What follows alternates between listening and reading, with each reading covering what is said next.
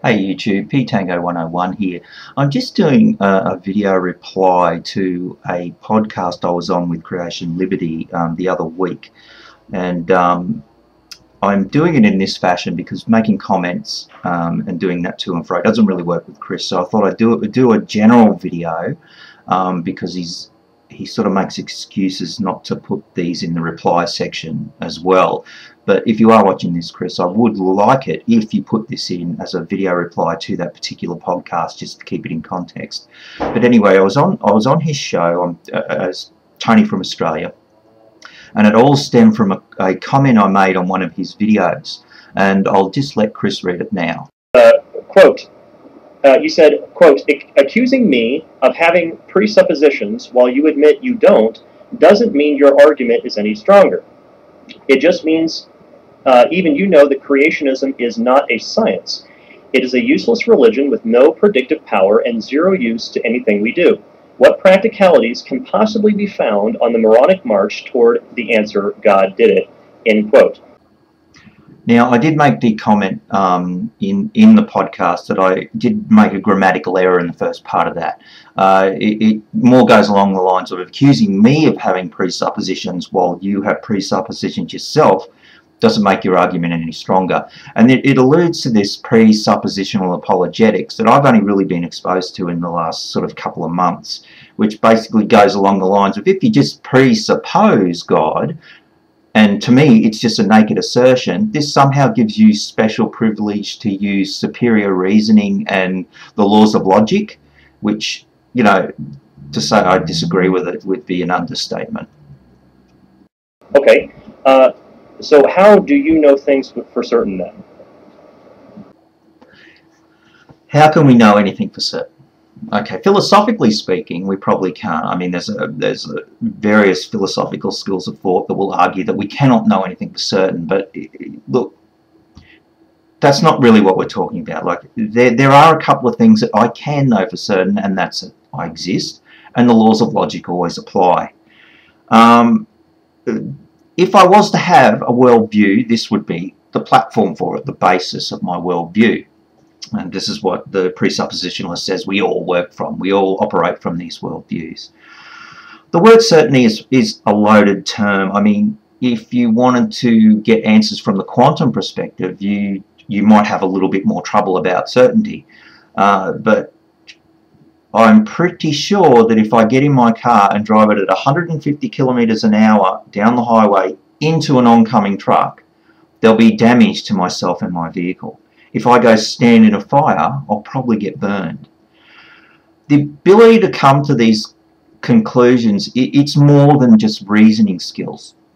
As a child, I reasoned in a certain way, and that was, a lot of times, that was faulty. As an adult, my reasoning skills are a little bit more advanced. I've tested concepts, and I can expect certain aspects to happen routinely. Others have validated this by having the same experiences and having the same things happen. We constantly, either consciously or unconsciously, test, retest, and evaluate the world around us. The presuppositionalist seeks to trivialize this to just get the answer they want, and that's that our reasoning skills are faulty. Well, that could be philosophically argued as true, but there are a couple of things I am certain of, and the truck and the car and the fire are just a couple of examples. Okay, so you're saying that the laws of logic are abstract, they're unchanging, they're immaterial. How can you account for the laws of logic from an atheist worldview that exists in a constantly changing material universe? Okay, people, welcome to the rest of the podcast. Honestly, I could not nail down what Chris meant by this. Accounting for the laws of logic. Was it the origins of the laws of logic? Is he begging the question that they need to be created by something? It really, because it's sort of chopped and changed throughout the video, throughout the conversation. And what's this constantly changing material universe? I should have hit you up about this too, because that just seems to be another concept that you've just come up with to strengthen this silly presuppositionalist point of view. None of it makes sense. Because if you can't give a reason, even begin to explain how the laws of logic, which are supposed to be immaterial and unchanging, can exist in a constantly changing material world, then you would have to, according to the atheist worldview, if you ascribe to it, you need to relinquish using them because they don't make any sense. Now, this is another clue that just tells me that you really don't know what you're talking about when you say the laws of logic. I mean, somebody please tell me how you just relinquish using the fact that if a statement is true, then it is true. Or if A equals A, then it cannot be non-A. It doesn't really make sense what you're saying. You can't just stop using stuff like that. What you're saying, you're trying to tell me that you're not trying to say that the laws of logic exist. That's what you just told me. But now what you're saying is that the laws of logic cannot be wrong, they're unchanging, and yet you don't care at all where they come from. So now it's about where they come from. And you know what? I don't really care. Honestly, look, if you want an answer, how about if they're an emergent property of this universe and this reality that we live in and the rules that make it up. The laws of logic are a direct result of that, and that's why they always apply, and you can't relinquish just using them. How's that for an answer? Well, you need to know, I didn't say where they came from, I just said give an explanation for them. So it's not about where they came from, but an explanation for them. Once again, Chris, what are you talking about?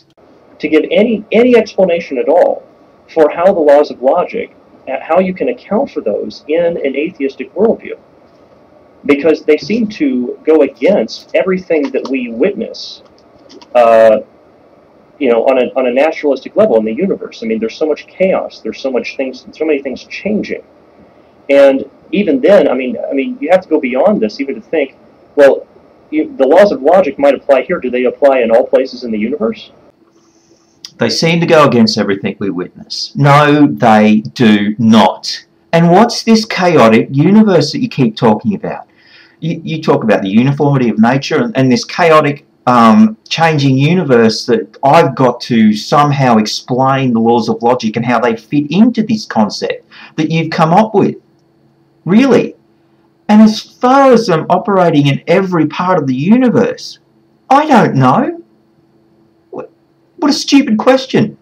I can talk about here and now. I can make reasonable assumptions and guesses, but I don't know what happens in the rest of the universe. It's a waste of time line of questioning. Why are they universal and unchanging? And how? And I mean, I'm not even going to begin to know how you know it. I just want to get an explanation. Why are they universal and unchanging? I don't know. I don't know, Chris. I'm not going to just make stuff up. I'm not just going to just give you drivel to suit an answer. I don't know. Okay. Well, I mean, that's what in the video you referred to where Eric Hovind was debating Beth Perkaiser or whatever her name was. That's when I had actually questioned her from the audience during that debate, and I didn't even catch what she said until I went back and listened to it. She said the exact same thing. She says, "To be honest with you, I just can't give you an answer right now." And Tony, when I have talked with any atheist who's been willing to come and sit with me and talk with me over a podcast like this, that's the answer I get from them. I have never gotten any other explanation than I don't know. What a shocker. Have you ever thought, Chris, that maybe they don't know? I mean, it's called being intellectually honest. You just don't make stuff up. I really don't know how to put it any more simply to you.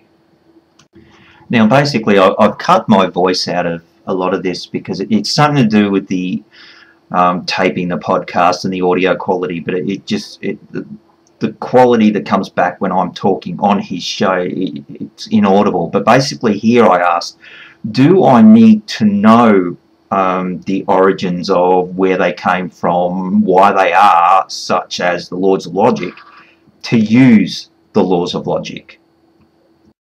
Well, at the same point, I would say you would have no better argument than someone that says leprechauns exist. How are the laws of logic and claims about leprechauns the same thing? Once again, Chris, you really need to work out what you're talking about here. Laws of logic are what they are. Claims about leprechauns are a lot different. Okay, well, from my Christian worldview, you see, what I'm saying is that the laws of logic are the very character of God himself, that he is non-contradicting. The Bible says that he cannot lie, he cannot contradict himself, and the laws of logic are in existence for a way that we are supposed to think, because they are his character. It's how he thinks and how he expects us to think. And so the very laws of logic, the existence of them, rely on an all-powerful, all-knowing, omniscient God who created them, that he is unchanging, and that he is unchanging and universal. So I can at least begin to explain the laws of logic and why they are the way they are. But the problem is that the atheist must then borrow from that Christian worldview to even begin to use the laws of logic. Otherwise, they can't explain any of it.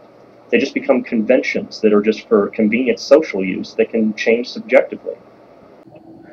Okay, so your explanation starts with the naked assertion God exists and the naked assertion that these are part of his character.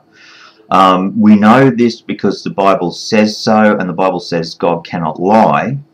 And we know the Bible's true because God said so, and he cannot lie. We've already established that. Do you not see how circular and ridiculous this argument is? And Chris, platitudes do not equal evidence. You can give me all the namby-pamby expressions about what God is and his character and all that sort of thing, but if you can't back it up, it's a waste of time. And once again, I have to ask, do you really know what you're talking about when we're saying the laws of logic? They just can't become social conventions. They just can't be throwaway items. You really have to work out what you mean when you're saying the laws of logic, because I don't think you and I are thinking about the same thing.